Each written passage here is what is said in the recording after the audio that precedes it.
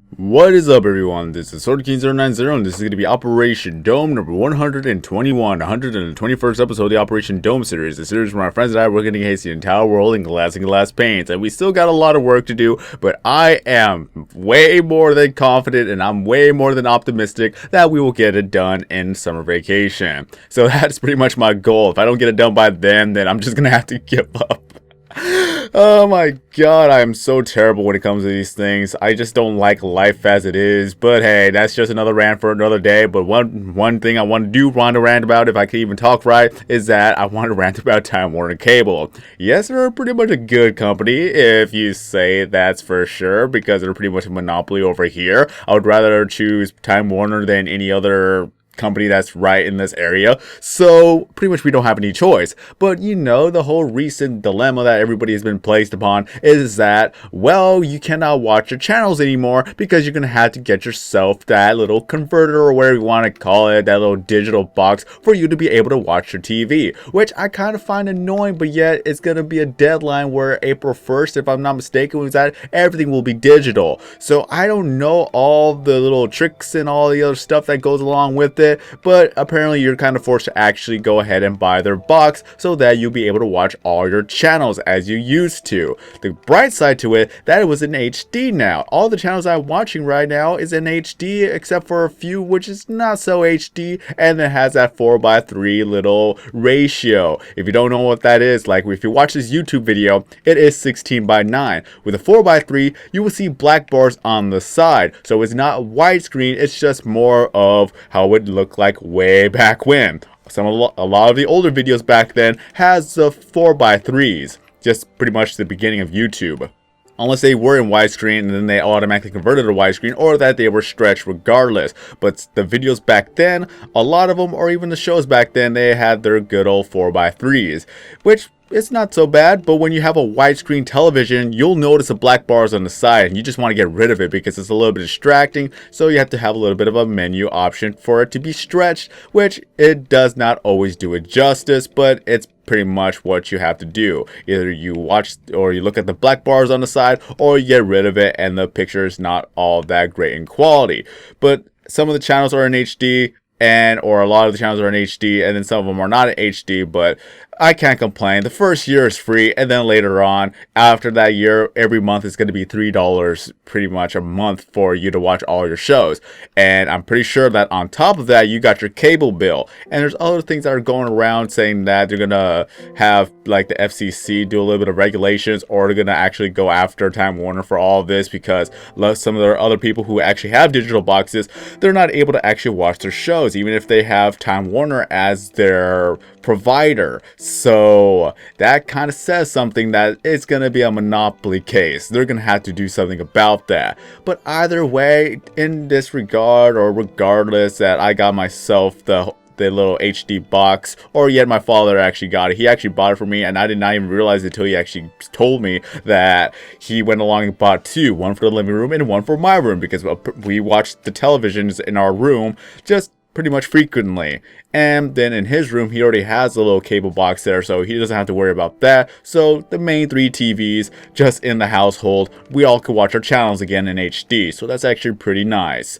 All it was is that it was pretty annoying, because I was in the middle of watching one of the shows on Adult Swim, and all of a sudden it just cut out. They just cut out, and then it had that Time Warner advertisement like, sorry, this channel's in digital now. You must go ahead and buy this. To order this, call this number.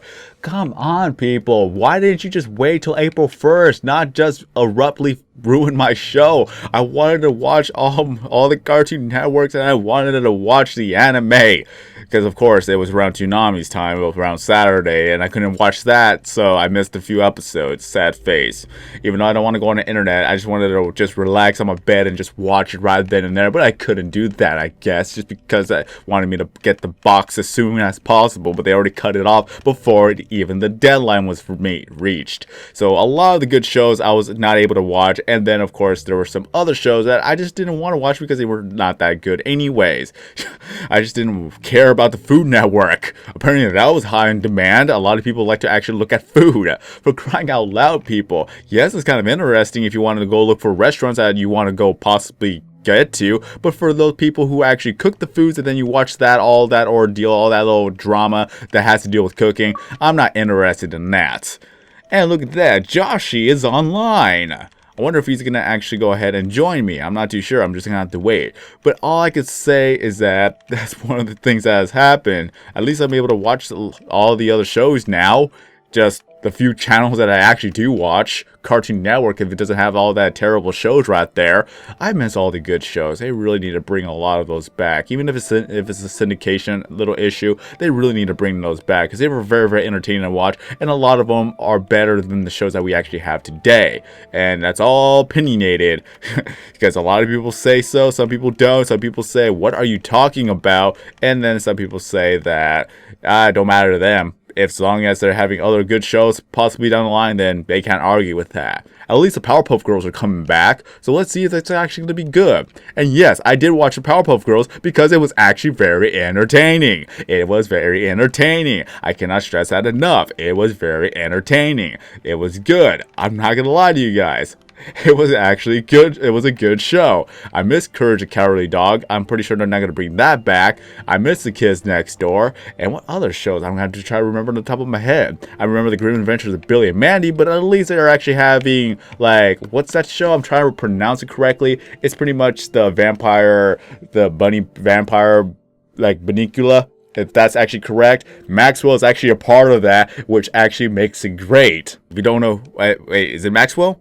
I think Maxwell Adams. I think that's how you pronounce his name.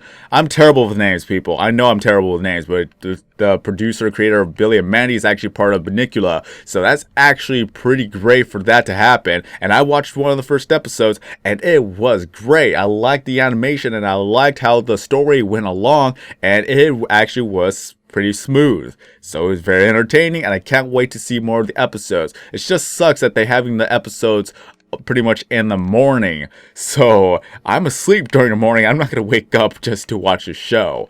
I'm gonna have to DVR it or something. I don't even know. Ooh, spots. I get distracted really easily. I'm just trying to actually get some dirt so that I'll be able to go ahead and, you know, just terraform the ocean floor, so I'll be able to get a lot of sand out of there, and then we'll be fine with that because we need a lot of sand and we need a lot of birchwood.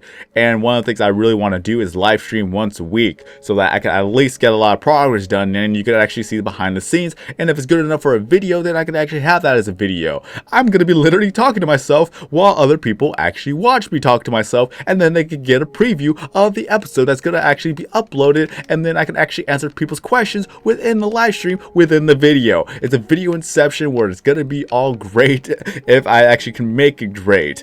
Whoa, I thought I saw the ocean for a second. Well, just gotta get a lot of dirt. Okay, I'm gonna hit the wall. There's a wall. Okay, so there we go. I'm just gonna go ahead and do this because I need to actually see where I'm actually going. And then there's the water right there. If I were to break that, then I'm gonna be drowned in it.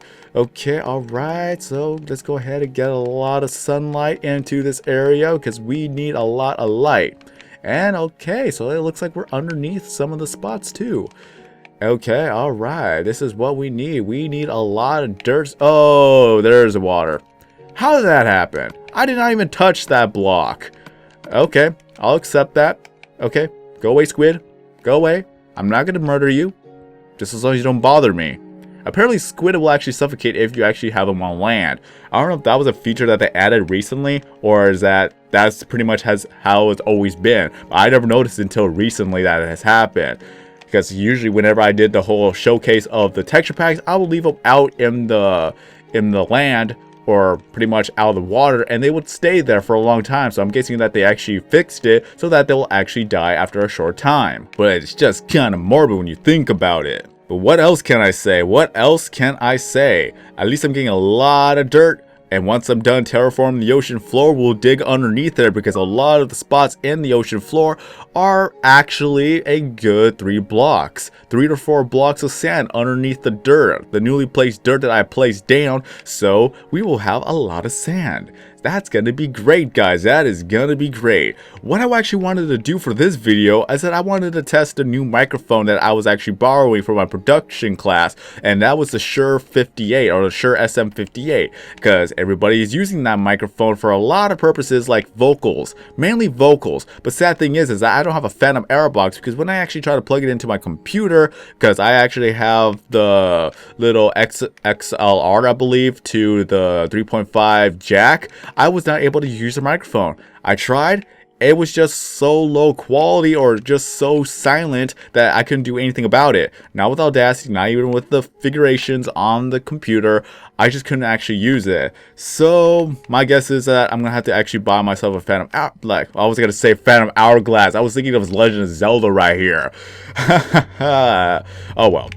I'm gonna have to get a Phantom box so that I will be able to actually use it the way I want to use it. But if I'm gonna actually go with that route, then might as well buy the microphone myself, because that microphone actually is $100 if you want to go look up on Amazon. But for $100 you can buy other microphones. So I am just gonna be searching around to see what will be a great microphone for me to use other than the Blue Yeti. Yes, it's great, but it's just not as versatile because I won't be able to carry it outside. So if I want to actually get something, then that could be a thing. Like, I really want to look into Zoom microphones. I want to look into the other Shure microphones I could actually possibly use.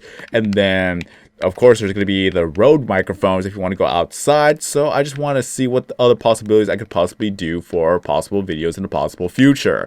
So the possibilities could be endless. Haha. Just running on. I gotta stop. I just really gotta stop. I'm just a little bit hyper right now.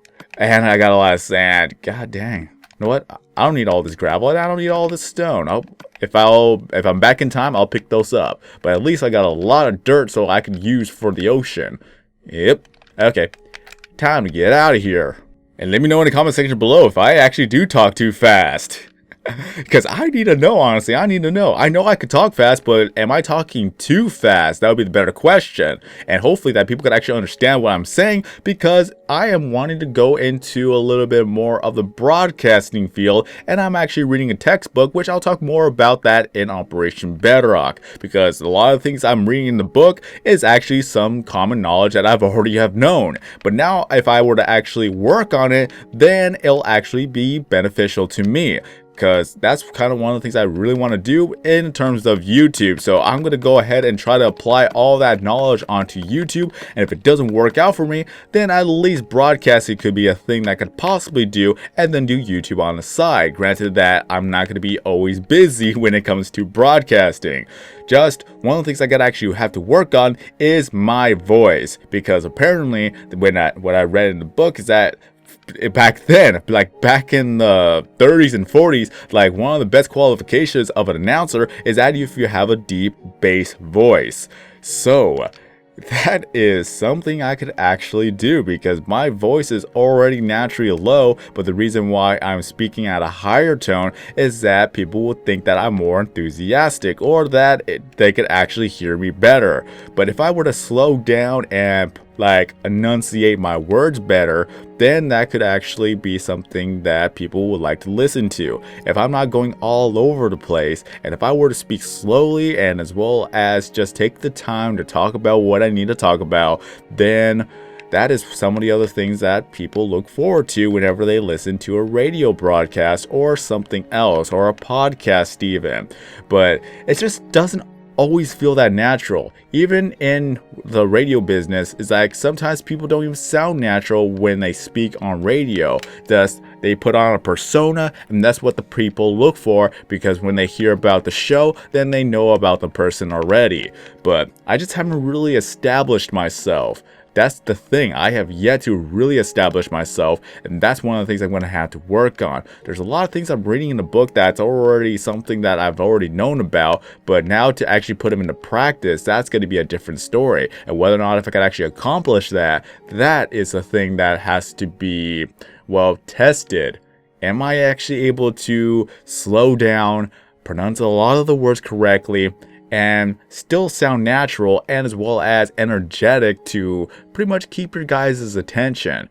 If I were to speak fast, then that's something that could actually get your attention as well. There's a lot of things I'm having a little bit of self-doubt and all the other stuff, but it's just the reality of it is that you have to change a lot for you to actually be in the radio business or the broadcasting business or television appearances or performance. There's a lot of things you got to do. There's a lot of things you got to learn. And there's a lot of things you got to keep up with if you want to stay in business. Because if you can't do any of that, then it's not the deal for you. I'm interested in this, but if I can't actually like practice this and as well as do it in all of its entirety, then I have no place in the world of broadcasting. And that's why I pretty much am relying on YouTube to be my platform of where I could actually make my videos and where I could actually be comfortable with myself, but at least I'll have the option and opportunities to do a little bit more.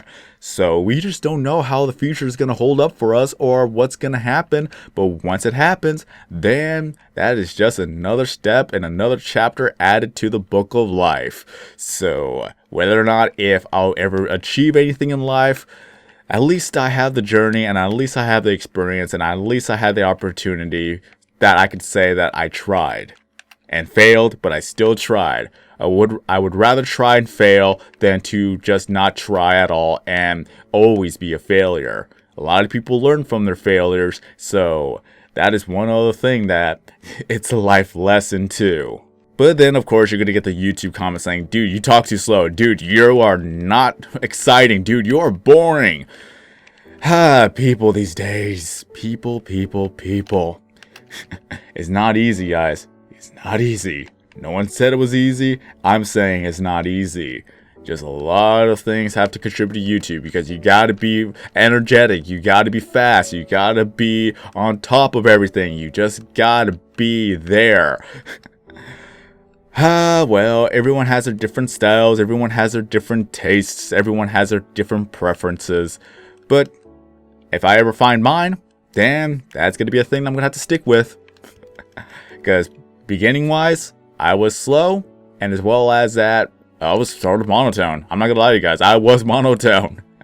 And then when I actually got better audio, and as well as that I tried to do something different, not many people liked it. So either way, either I try and not succeed, but I try something different and more people are actually liking the different changes, that's what I'm going to have to look at. But again, I look for you guys' feedback. So if you have anything to say, then feel free to say it right now so I actually can work on it and better my self-esteem.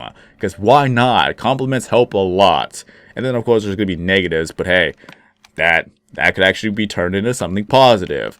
So we're just going to have to end it off here before I ramble on too much. And I'm also going to go ahead and talk more about this in Operation Bedrock, since I know that not many people are going to watch Operation Dome, but Operation Bedrock is where a lot of people watch my videos, and this is where they know me from. Alright, so if you enjoyed this video, don't forget to leave a like. If you're brand new to the channel, please subscribe. Have a great day, everyone, and have a safe spring break. Well, if you actually have spring break. I know some other people don't have spring break, and I do apologize for that. But for those who have spring break, stay safe out there. Have a great day.